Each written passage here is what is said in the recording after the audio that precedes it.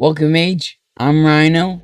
And I'm Papa Mage, and this is the Extreme Casual MTG podcast. And on today's episode, we're going to be talking about New Year's resolutions. Not everyday New Year's resolutions, not those same New Year's resolutions that everybody does, but Magic-related New Year's resolutions. And we're going to do it in reverse order. We've got our top 8 Magic New Year's resolutions and how they are similar to regular New Year's resolutions. So, let's get started with number 8. Get organized. What does that mean? I mean, people like getting organized. They want to pick up their junk in their house and stuff like that. But what does that mean to Magic? Well, organize your cards, of course. I don't do it. He does it. Yeah, Rhino is not the most organized person. He is reasonable, but he doesn't have the desire to get things organized. And we have a video, and I've got a little card that will pop up right there that goes to the video where I show how we organize our collection. And yeah, this just makes it so that when we go to build a deck, it's so much quicker to build that deck. And I mean, we can generally throw together a deck in 30 minutes, 30 to 45 minutes, because we can find the cards pretty quickly. And we pretty much know what we've got, but we don't have everything 100% cataloged. Maybe in the future. I don't know. We'll see. Okay. Let's go on to number 7. Spend time with family.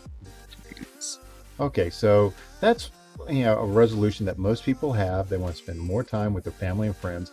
And now with this new year, people are really looking forward to doing that.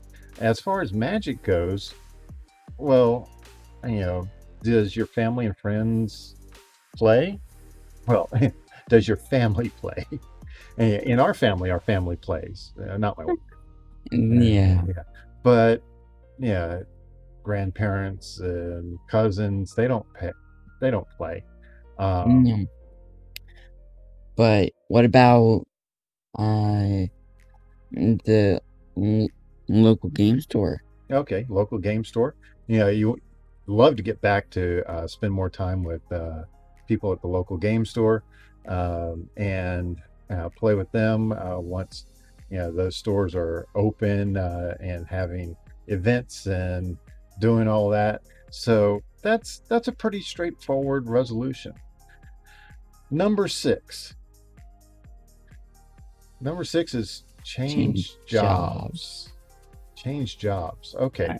Now there's a lot of people that want to change their job so that they can get better pay, that they can do something that's more in line of what they want to do, what they went to school for, something that's more interesting for them.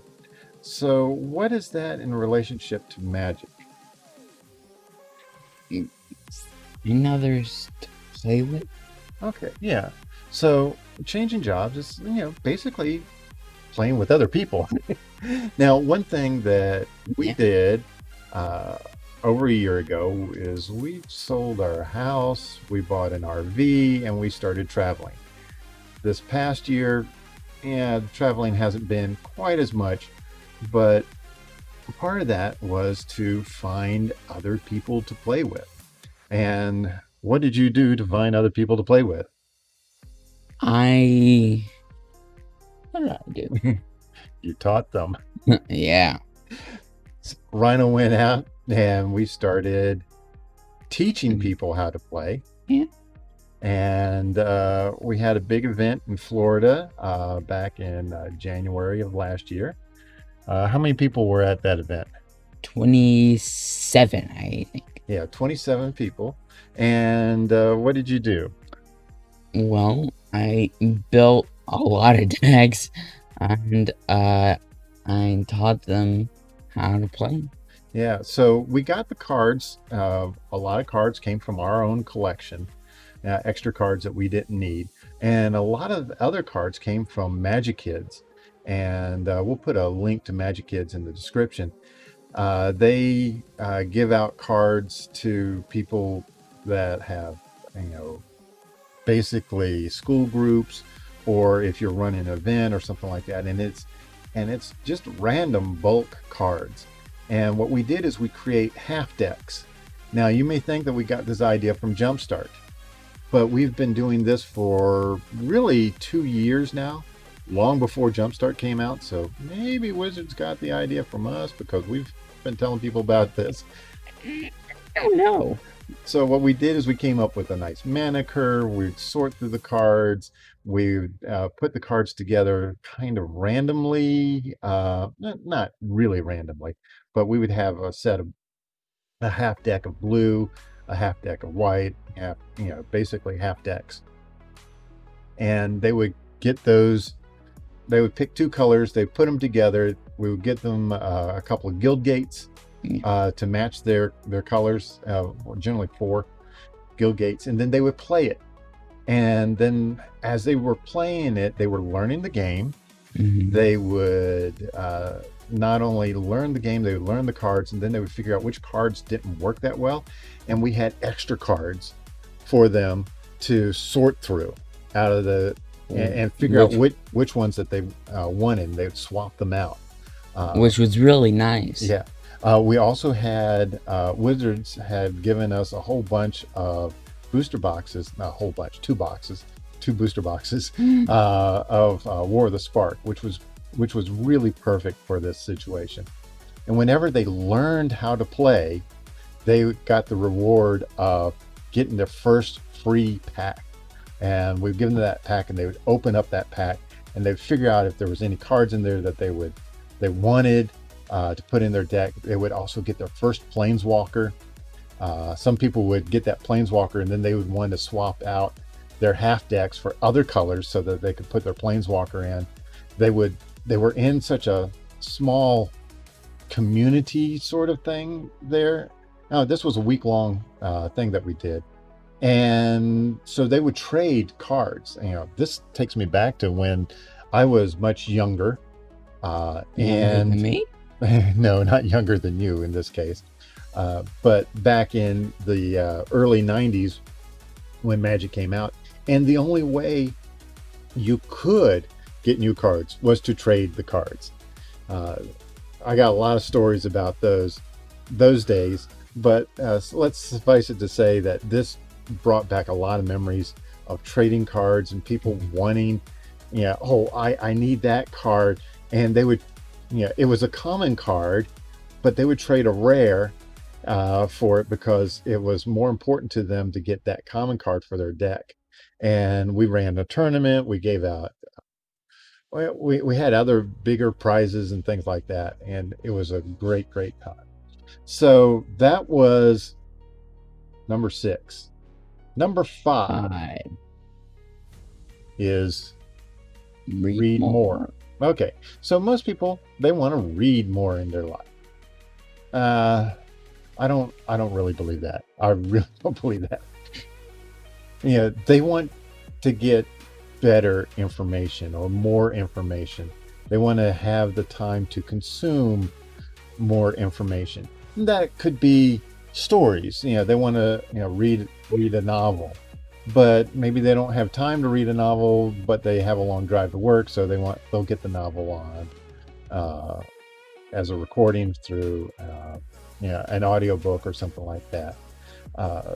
There are so many different Magic creators out there that you can read articles by them. You can listen to podcasts much like this. You can watch videos also like this. And so we think that the good resolution here is to find a new creator. Find someone that is doing something different, maybe one a week or one every other week, maybe even one a month. And watch their video, read their article, do something like that. And most importantly, comment back to them that you read it, that you listened to it, and what you thought about it. Because comments are they're an incredible spirit lifting thing for creators. We don't get paid hardly anything. The money we make off of the channel is minuscule. We do this for the love of doing it, for the love of reaching other people and teaching them. And so getting those comments from people saying how they felt, how this helped them, anything like that, that's just so great. Okay, number 4. I'll learn something new. Okay, well, we know everything about magic, right? No. So, how do you learn something new in magic? Well, mentor. Okay, a mentor. So, this is learning from a creator. But, what if you like playing standard a lot? You can always learn more about cards and things like that. But what if you try to learn another format? So maybe you learn Pauper. I mean, it's the same game, and you're not really learning a lot. You're learning more or less how the meta works, how people interact, what's the gameplay like. If you're not a commander player, commander's very different. It's got that politicking thing going on. Or maybe you can learn Oathbreaker. Oathbreaker is like Brawl on steroids. And that is a really fun format to play. And we've played that when we went to Las Vegas, when we met up with Weird Cards and people who did Magic Kids, or who do the Magic Kids charity. And, it's incredibly fun. So, learning a new format, it can be very helpful to a format that you really enjoy playing. 3. Number 3. Okay. So what's number 3? Save money. Save money. Everybody wants to save money. So that's why you spend money on cards, right? Yeah. I'm saving money by buying more stuff. Well, we're not saying don't buy magic cards. We're not saying to stop spending money on the hobby, the game that you love to play. But maybe it makes sense to spend the money more wisely.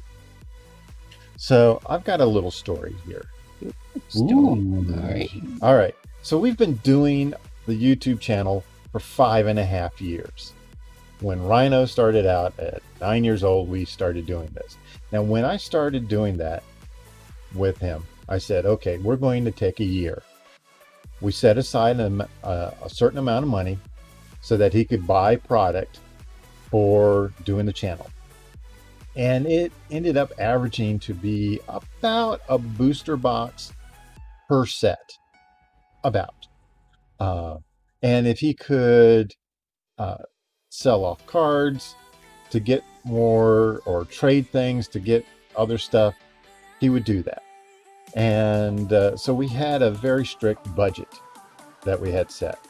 And I said that I would do it for a year, and I would seed the money. And then after that, I was hoping that we would be making enough money that it would feed itself. Well, it took a little bit longer than that. It took about 1.5 years. But then, everything kind of worked out where we make just enough money to cover the basic costs of things. And he would get product from Wizards every now and then, get those surprise boxes. And we've got some of those openings on the channel. And he gets all excited. The last one was the Rise of Zendikar. And that was a really fun opening. And we gave out a bunch of stuff from that as well. You know, the collector boosters, we gave out those cards. And that's so fun when you get free product to give out. But we've gotten to the point now where we have too much to card-wise coming in if we continue to do that. So we're going to be shifting into buying the singles that we need. Now, that doesn't mean that we're not going to be getting pre-constructed commander decks and playing those.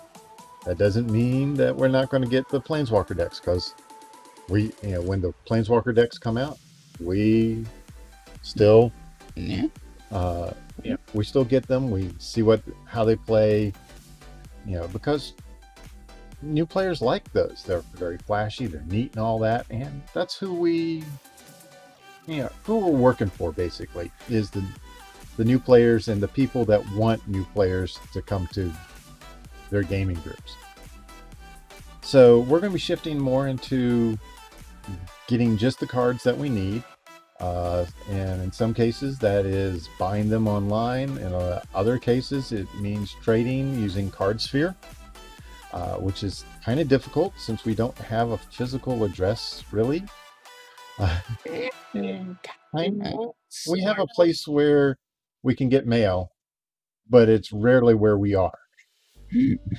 So right now we're only about 18 miles away from where we get mail, but in a couple of weeks we're going to be several hundred miles away. So that's going to be a little more tricky. But we're going to buy just the cards that we need, and if we can get it at a local game store, then we're going to definitely get it from a local game store, then an online game store. Go for that. So we're doing a little shift here. And really, if you're trying to buy a booster box just so you can get a certain card, just buy the certain card. And that's going to be a lot cheaper. That's going to be the best way to save money. Okay, now we're getting down to the final two here.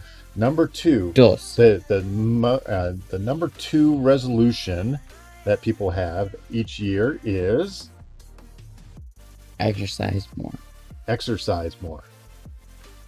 Okay, so are we going to do push-ups while playing Magic? No. Exercise more. Well, what do you exercise when you play Magic? Well, you exercise your brain. Okay, so play more Magic to exercise more brain. All right. Now, the best way to do that is to find people to play with. You can find them in local game stores. There's a lot of online options.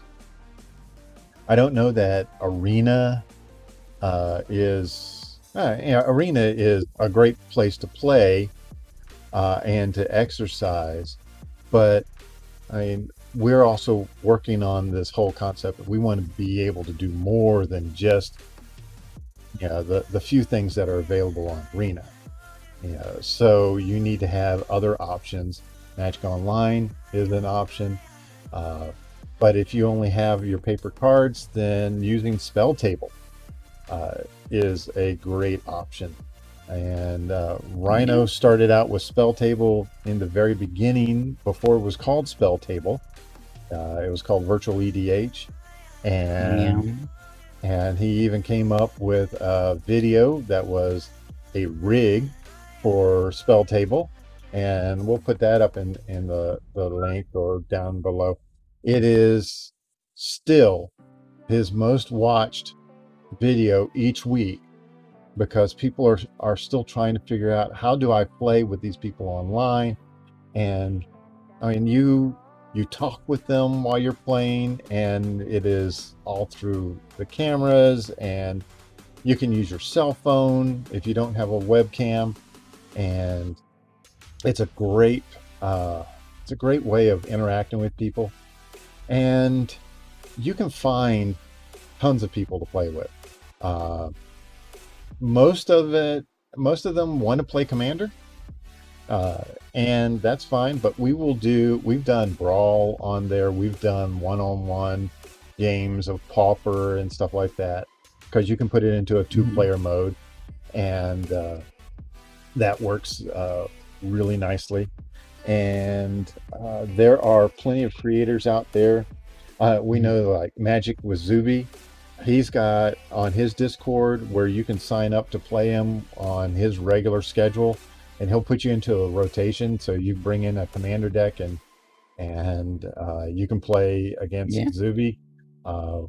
We've done stuff like that in the past as well. We'll try to do more of that in the future, but right now we have tricky internet, to say the least. So exercising more means playing more, having more fun with real people. We're now down to number one. The number one New Year's resolution is really interesting. Eat healthier. Eat healthier. So stop eating those Magic cards. They're just cardboard, covered in ink and a plastic coating with a little bit of glue in the middle. Not very nutritious. So obviously you don't want to eat your Magic cards.